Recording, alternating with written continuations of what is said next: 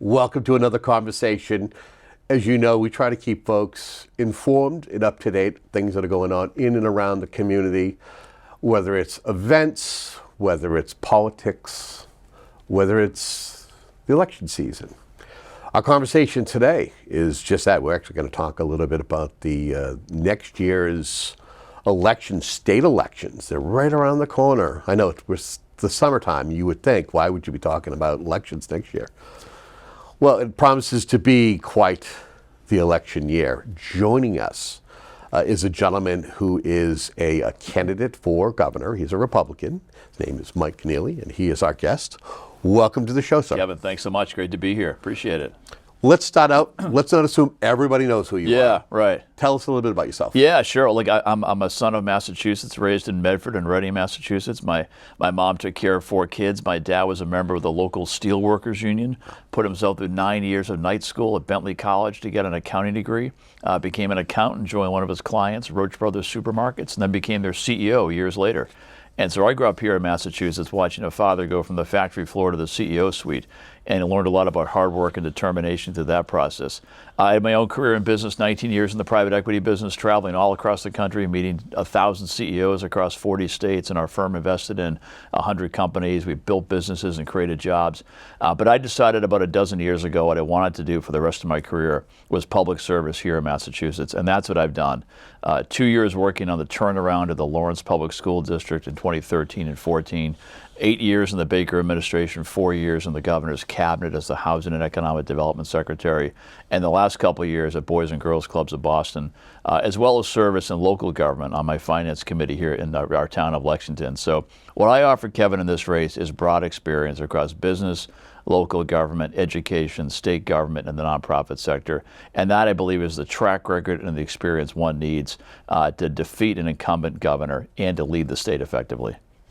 So what was the reason, what inspired you to run for governor? That's a great question. Like, I look at the totality of my experience on the one hand, and also the needs and opportunities of the state right now. And we're looking at a state now where I think there's 3 urgent needs. One is we got to create a state we all can afford to live in. Secondly, a great future for everybody in Massachusetts. And third, a government we can believe in. Happy to talk about any one of those. But that's how I view the pressing issues and opportunities going forward. When I look at my background and my skill set, I know I can help us achieve all those objectives. Governor Healy cannot do that. She's proven that. So I look at this race out of a state of concern for Massachusetts and where we're going, and recognize that we have incredible opportunities in front of us with the right leadership. But we need different leadership. And I love Massachusetts and love public service, and that's why I'm in this race. So for the first time in several years, the legislature was able to have the conference committee to get a budget, the fiscal 26 budget, onto the governor's desk. Yes, yeah. She signed that spending plan. Yeah. What's your assessment of that spending plan? It's too much. It's about $61 billion. And the state budget about a dozen years ago was only $30 billion. Now, if you'd asked our citizens a dozen years ago, would you like to see a doubling of state government in the next dozen years? I don't think anybody would have said yes. But that's where we are right now. We have doubled the size of state government. And we've got to find a way to bring spending down, bring taxes down, and become more competitive. So I think it's an amazing number, $61 billion and a doubling of state government. I don't think any of us want that. And we talk about a government you can believe in. There's a lot of reasons I just don't believe in the government we have today in Beacon Hill.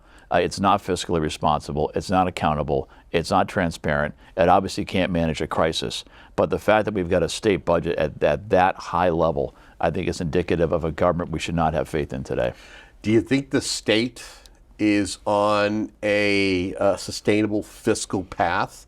And what changes would you implement to improve the financial discipline that the state sorely needs? That's a great question. So look, the answer to your first question is no, we're not on a sustainable path. And I say that for a few reasons. One is the spending is very, very high. And part of that spending has been supplemented by one-time federal revenues along the way, which are surely going to go away. Right. So very high spending. Revenue from the so-called millionaire's tax, which I think over time is going to decrease. Sure. I think it's a competitive disadvantage for the state. I think people will continue to leave the state, so revenues will go down from that. But third is our economy. it's important to note that every dollar the government has to spend is generated by the private economy. And let's look at the state of that economy today. We are 50th among the 50 states in job creation. So if you think about the confluence of those three factors, very high level of spending, at least one item of revenue, the millionaire's tax, I think that revenue will go down. And then third, the broader tax base, which is a function of how strong the economy is and looking at a weakening economy. I think you're going to have revenue challenges over time and a very high level of spending. And the problem is, at some point when revenues abate and the spending continues, Beacon Hill is going to say, well, we've got a revenue problem. We need more revenue. No, we don't. We need less spending and get that spending in line with a sustainable level of revenue.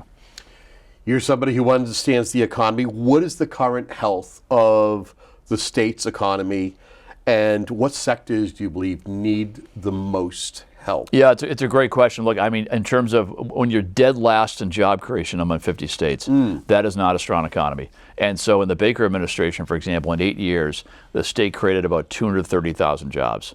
In the Healy administration in the last couple of years, we've lost 25,000 private sector jobs, while the state has gained 10,000 government jobs. That's not the direction you want the economy to grow in. You want a very growing, robust, vibrant private sector economy. That's not what we have today. So first of all, you've got to get your fiscal house in order. The state has to be competitive. And you got to recognize, I come back to my private equity career traveling to 40 states, you realize in that process, we're a great state. I think we're the best place. But there's a lot of places in this country to build a living and make a life, and you got to have a competitive mindset. We've got serious competitive headwinds now around taxes and spending and regulation and the cost of living here. So we have to address those foundational elements that impact all businesses. In terms of certain sectors, we're a global leader in things like life sciences and information technology. We got to figure out ways to extend, if not maintain, if not extend our leads in those sectors. We got to look out for our Main Street businesses too. A lot of people are employed by small businesses, right? These are our downtown, our Main Street businesses. And you talk to them, they feel like they're being hurt by taxes, regulation, insurance costs, energy costs. So you got to look after our big companies, our big innovative companies, and our small Main Street businesses. And then you have to take a regional approach. We're a very economically diverse state. People outside Massachusetts probably think about Boston and Cambridge. That's clearly part of our economy. We're a very diverse place with a lot of different regions. And see, the approach I took when I was the Economic Development Secretary was look at all the strengths and weaknesses by a region and develop plans for each one of those. And that's the approach we have to get to right now. So you don't feel like maybe offering any incentives for small and medium businesses to kind of help them and say, hey, you're part of the equation. We need you. Let us help you with these tax incentives or certain incentives that will help them in the long run. I think it's less around incentives and direct support from the government and more around just really listening to people and what's on their minds. Okay. If you talk to small business owners, health insurance, for example, for them is a huge cost factor, right? We have to do something about the health insurance costs for small businesses. Energy costs. It impacts virtually everybody, all businesses, big and small, as well as consumers. And this is a government that does not have an energy policy. She has a climate agenda, which is driving up energy costs. So I think you can, what has to happen is what we did in the Baker administration, what I did as the Housing and Economic Development Secretary, is get out there, walk the downtowns, walk the main streets, listen to small businesses, find out what's on their minds, take that back to Beacon Hill and take action. That is simply not happening today.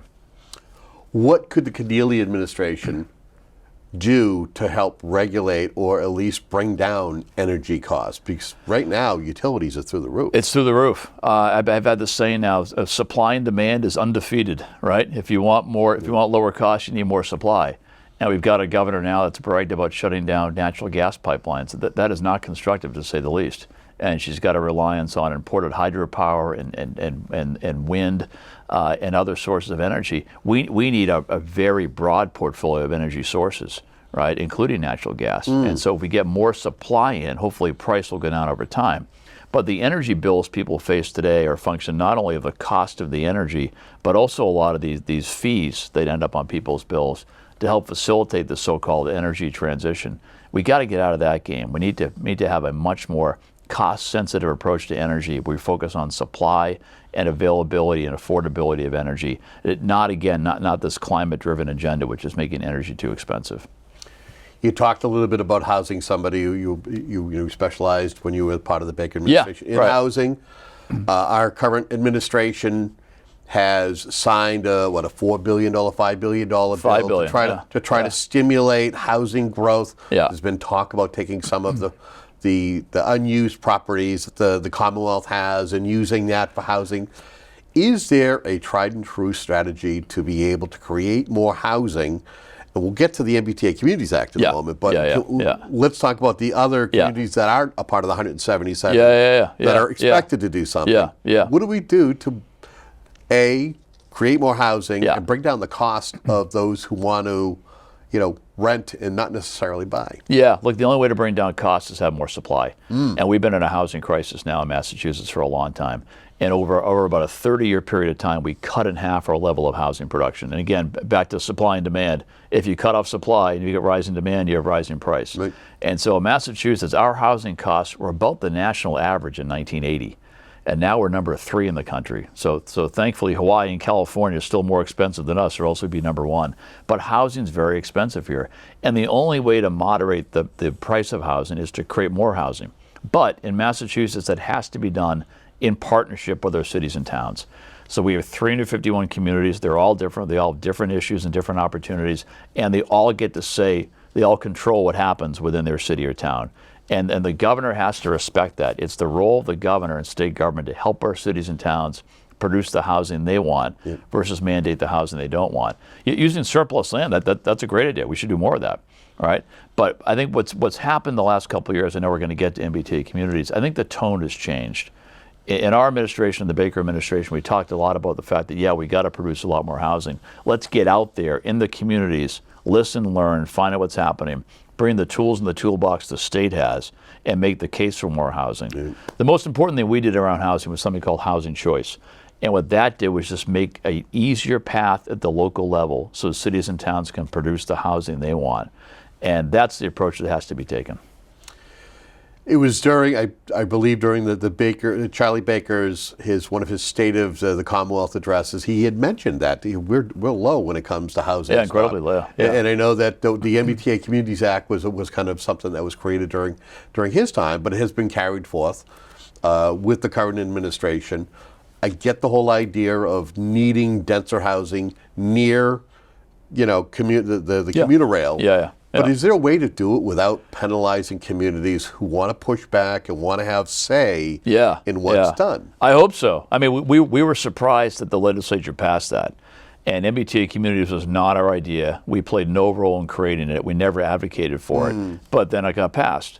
And it's a legislative mandate. And we were not in favor of mandates then. I'm not in favor of mandates now. So the question we asked ourselves was, now that it's been passed, how do we make it as flexible as possible for cities and towns to adopt it? I think we largely succeeded in that. I think about 80% of the communities that have had to address it have done so.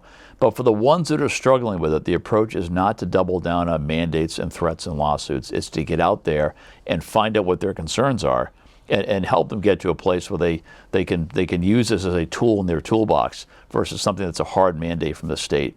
You don't get anywhere in Massachusetts by telling cities and towns what to do. We've got a very long tradition, tradition, culture, statute, pick your word, around local control. It is critically important. And again, the role of the governor is to help our communities do what they want versus tell them what to do. If we're still 2 years from now, you're elected in January of 27. And this is something that's still relevant. What does your administration do in regards to those communities that are possibly going to get penalized? Get out and listen and find out what their real concerns are and try to address them. That's all you can do. And I think it's really unfortunate the way that this law has been weaponized by the current governor and current attorney general. It is not the right approach. If someone has a concern, don't sue them. Go listen to them. Okay. It's not necessarily so much in the news, but it was for the longest time in regards to the migrant crisis. With migrants being housed, the state at an exorbitant rate to be able to house them. Situations where there were individuals who had criminal records that were living here locally on the South Shore. Give me your thoughts on the crisis itself. And the emergency use of the right to shelter law that was used by this current Got a lot of thoughts administration. on this one. Like I was in an interesting position as the outgoing Housing and Economic Development Secretary, sitting down with incoming Governor Healy, incoming Lieutenant Governor Driscoll, three of us together, and I was asked, "What are you worried about?" I said, "I'm worried that you're going to have a migrant crisis." And my logic was there were three factors: a humanitarian crisis in some of these countries, an open federal border in the Biden administration, and our status in Massachusetts as the only one of the 50 states that's right to shelter. And I said this will virtually guarantee that thousands of people will cross the border and find their way to Massachusetts. And that's what happened. The first lesson in any crisis, I think, is address the root causes early and aggressively. And that didn't happen. The border stayed open for years, and we had this right to shelter law on the books, not amended, not changed for years. And sure enough, more and more people came here. So a couple things. We have to reform the right to shelter law. It's been with us for over 40 years now, since 1983. And I would argue that no one really paid much attention to it for about 40 years. It was meant for Massachusetts families that have become homeless. I think it's very noble in its intent. I think it served its purpose for a long period of time. It was not meant to address a global humanitarian crisis, which is what's happened now. And so that should have been reformed a long time ago, but clearly needs to be done now. Thankfully, the federal border is a lot more secure, right? So that will cause the inflow of people, if you will, to slow down for sure. But I think in this administration, they did not address the root causes early enough, and their solutions are always kind of behind the curve. They're always playing catch up. And that's reactive, not proactive? Exactly. That's a terrible place to be in a crisis. You want to be managing this very aggressively. The communication, the transparency was not what it should have been. You look at, it took a long time for folks to understand that some of the horrific criminal incidents that happened in these shelters, right? They were not forthcoming with those details. The communication with our cities and towns is not very strong. And then you see practices like no-bid contracts, which the auditor uncovered. So this is a textbook example of bad crisis management and bad crisis leadership. And my approach would have been quite a bit different. Okay. Do you believe that Massachusetts should be doing more or less to support migrants that may still be arriving into the Commonwealth? More or less. Look, I mean, again, you have to reform the right to shelter, right? And that has been the principal means of supporting people, is saying we're going to guarantee them shelter. We simply can't do that. We can't afford it, right? And so we should all be in favor of legal immigration, right? And that's helped our economy a lot over the years, right? But we have to get out of this business of housing migrants at the scale we have, because we simply can't afford it. In terms of the numbers, I think it's been about $3 billion so far. And I say I think because the details are still a little hard to come by. That's an enormous amount of money, right? And I went through 8 budget cycles in state government. I never felt like there was $3 billion lying around to spend on something new. So it's enormously challenging. And you think about the impact on our cities and towns, it's a few things. People are being housed in our cities and towns, obviously. But also, what's the impact on local aid going to be? If we're spending $3 billion at the state level on what effectively is a new initiative, that's bound to crowd out some other areas of spending. Well, when you talk about $3 billion, knowing here on the South Shore during the spring, there were a lot of communities that actually went for overrides because the state couldn't give them enough money. Right. And there wasn't enough money on those cherry sheets. It'd be nice to give that money back to the communities. It sure would. But think about the two factors you talked about so far around budgets. State budget through the roof and local budgets being challenged, right? That is not a happy place to be, right? If we're going to spend that much money as a state, which we shouldn't, hopefully the cities and towns are seeing their share of that, and that isn't happening right now, for sure. Let's shift gears, talk a little bit about transportation. Give me your thoughts on priorities when it comes to transportation, the infrastructure, whether it's our roads and our bridges, the MBTA. Yeah. Well, I think it sounds like they're making some progress on the MBTA. All right, that the current general manager seems to be doing a good job and making some progress there. So that's good about boosting ridership by boosting confidence in the system. I think that's important. We need to have enough revenue to spend on infrastructure and repairing roads and bridges. Again, I'm very concerned about the state budget and where dollars are being allocated, and if they're going to their highest and best uses. We need to maintain our infrastructure. But we need to have a very thoughtful conversation about where are people living and working in Massachusetts, and how do we marry infrastructure investment, transportation, and housing, and do that in a really proactive, strategic way. It does get back to the governance of the style of this administration, if you will, which is, I think it is very reactive and very status quo. And in a lot of ways, managing our decline versus leading us forward. And you need a much more proactive approach around where do we want to be as a state, and how do we put state dollars behind those items, infrastructure, transportation, and housing, in ways that mirror how people want to live and work in different ways. So we have to have a much more strategic approach and a much more aggressive partnership, active partnership with our cities and towns. I'm not seeing that today. How important is your administration's relationship with the current administration down in D.C.? How important is that to be able to get federal dollars? It's got to be important. And again, it's this idea of leadership tone and priorities and governance style. You know, Governor Healy's approach when things happen out of Washington she doesn't like is to go on TV. And my approach would be to get on a plane and get down to Washington and make the case for Massachusetts, right? And get those federal dollars. I don't understand whose purpose it serves, other than Maura Healey's, to go on TV and protest what the president's doing. That doesn't help anybody. It may boost her national political profile, but in terms of having a working relationship with the president, which you always need to do when you're governor, that doesn't help. And so my approach would be very different. Governor Healey built her reputation professionally on suing Donald Trump. My approach will be to find a way to work with the president, and that's what any governor should do responsibly for their state. Okay. Let's talk about coastal priorities. Yeah. And let's also talk about the commercial fishing. Sure, yeah. First, you got a lot of coastal communities here on the South Shore. Yeah. And when we have a storm, a lot of folks are worried about seawalls and being able to get dollars in case they have to rebuild from a storm. Have you heard from communities in regards to that particular issue? I have. We had a program, the Seaport Economic Council in the Baker administration, with a real focus on coastal communities. And we absolutely need to do that. And again, it speaks to having the availability of state dollars to devote to some of those projects.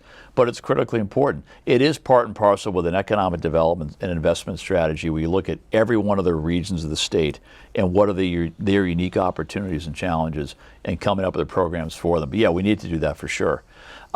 With regard to the fishing industry, I would appoint someone on my administration to be a liaison with the fishing industry and understand their needs. I look at things like, where wind turbines are being placed and the impact that has on fishing, right? I look Regulations. At regulations, for sure. It is such a complex web of regulations that the fishing industry faces at the federal, state, and local level, understanding that. And also things like the millionaire's tax. Like that should not apply to fishing boats and equipment and so forth. Those are people's livelihoods. That's not a financial windfall. I'm not in favor of the millionaire's tax in any context, but if we have it, it should not apply to the fishing industry in that way, for sure. Okay. Education. Give me your thoughts on where the state of education here is in the Commonwealth of Massachusetts. I ask you this because I have a regular conversation with state reps and state senators, and knowing that the last bill that was the last spending plan that was just passed, every year I hear this conversation about, we increased per pupil spending because every year it resets to $30 per pupil. And I'm like, well, what did you raise it to? And a lot of times they try to raise it to 100, 120. Is there not a way to be able to make sure that there's enough funding for education and make sure that also that it's fair and equitable? But I hear the complaints about the funding formula. What does your administration do when it comes to education in those areas? Well, funding has to be fair and equitable, for sure, but the educational outcomes are not always a function of financial inputs, if you will. Okay, I come back to my time. I mentioned I was part of the turnaround team at Lawrence Public Schools. Okay, in over 2 years, we did things like cut the size of the central office bureaucracy by 40% and put the dollars in the classroom. Introduced a whole set of innovative new programs, brought parents and teachers and community members together, and turned over some of the worst performing schools to outside operators, brought in much better school principals, really worked with the teachers, brought people together. And a high school graduation rate at Lawrence High School that was 52% when we started became 72% 2 years later, right? And that's an example of just having a very strategic approach to increasing educational outcomes for our kids. I'm not seeing any of that out of the Healy-Driscoll administration. I mean, I hear people talk about the fact that we're #1 in public education. We still are on the national assessment #1, but no one wants to say that our kids' reading scores peaked in 2011, their math scores peaked in 2013, and only 40% of our kids can read and do math at grade level. So we're a long way from having the kind of high-performing K-12 education system we need, and it requires just a different approach and a different focus. You talk about budget priorities. I mentioned that $61 billion budget. There's all of $25 million for high-quality reading instruction. $25 million. $25 million for high-dosage tutoring, which we know works for our kids, right? So if we cut other areas of the budget, it would free up dollars to allocate more money to things that I think are more strategically important. But where's our strategy, for example, around artificial intelligence, right? That could really transform public education, right? Where's our replacement for the MCAS, which is no longer a high school graduation standard, right? We're having a debate now on Beacon Hill about vocational technical school admissions, right? Who should get in, who shouldn't. Let's have a different discussion, which is how do we expand those programs so dramatically that anybody who wants to go can go to it. But we need to look at K through 12, voc tech schools, community colleges, higher ed as a workforce development engine, and make sure we have a program where there's high standards, high accountability, real innovation, and much better outcomes. That's what we have to get to. Okay. So we start to wind down our conversation. Yeah. Again, thank you, Mike, for joining me. Great to be here. If you're elected, you're sworn in 2027. Yes. What would you say the first 3 actions would be during your first 100 days, your first year? What do you feel would be the first 3 actions? It's going to be really busy. You know, I think if we're still with this migrant crisis, we have to say day one, make it very clear we're not a sanctuary state. And I think Governor Healy sent a very mixed message on that one, and find a way to have local, state, and county law enforcement work with the federal government and get criminals out of our shelters, off our streets, and out of our state. We have to get our arms around this migrant crisis, if it's still with us at that point. All right, that's one thing. We have to support the auditor in a request to finally have the will of the people prevail around a state audit of the legislature. That's an important one. That's another example where leadership tone matters, and having a governor say, look, 72% of the people wanted that to happen. It needs to happen. That's one. The budget's another. I mean, this idea that we've doubled the size of state government, right, and continuing to look for new sources of tax revenue, that's got to stop. So I'll declare in no uncertain terms, we're not going to raise taxes. Stop coming up with ideas for new taxation. Let's find ways to bring taxes down. That's one for sure. In terms of cost of living, you know, real, actionable, practical strategies on bringing down the cost of housing and energy and our costs for small businesses. We have to get after that one, kind of day one and beyond. And hopefully within those 100 days, we're going to have a real plan for education, because we need it. We don't have a plan today. So I come back to the 3 points of our campaign around affordability, opportunity, and better government. We're going to have a very aggressive plan in the first day, first week, and first 100 days on all 3 of those. And talking about, you know, you're in a blue state. How do you see yourself being able to work with, a majority of Democrats in the state legislature? You feel that that's something that's going to be easy enough for you and your lieutenant governor to be able to do? Well, I've done it as a cabinet secretary. I helped get major legislation done. And I think what a governor can do, a Republican governor of the state, is a couple things. One is to simply have good ideas, good common sense ideas, and get the public on your side, and then really work very constructively with the legislature. When we were trying to get our housing legislation done, I met with 100 legislators individually and made the case for it. So yeah, you can work constructively with the legislature. I note that in our state, you know, we're known for being a so-called blue state. In some respects, we're a purple state with a blue government. Yeah, we're 65% independent, only 8% Republican. But we're 3/4 of the voters are not Democrats. But yet Democrats control every statewide office, every federal office, and 80+% of the legislature. So I think the people want balance. 5 of the last 7 governors have been Republicans. And so a Republican governor will serve as a balance for this Democratic legislature. I think given the composition of the voters I mentioned, that's what people want. And then it's up to that Republican governor to work productively with people, which is what I've done my whole career. I've had a career in business, and I mentioned local government, education, state government, the nonprofit sector. That has gotten me around the state all over the place. 151 cities and towns as the cabinet secretary. work in Lawrence and lots of neighborhoods in Boston and work in all of our gateway cities. So what I come to the table with is a broad set of relationships all over the state and across sectors and across party lines, and I'll bring that into the governor's office. Okay.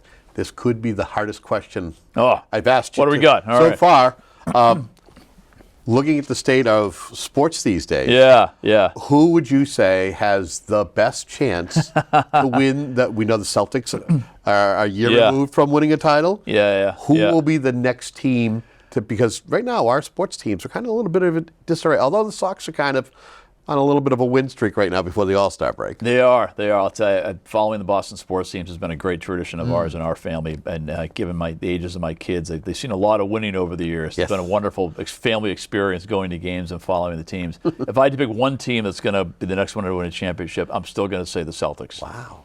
Because even though we've lost some players who are terrific for us, I think the core of that team is still strong. And so if I had to pick one, I hope they all do soon. If I had to pick one, I'd say the Celtics. See, I'm leaning more towards the Patriots.